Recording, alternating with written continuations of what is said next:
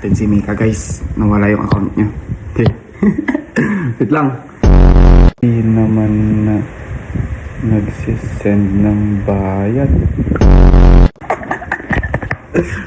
Guys. Kunwari tawagan natin. Tawagan natin siya guys. Sabi niya sumagot.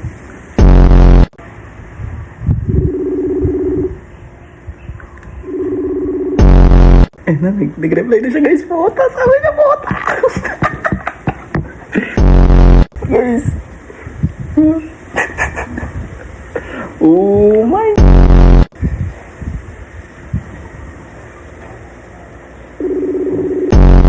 Mika. Ano? Sa prank. Ino? Na-receive ko na, kaka-receive.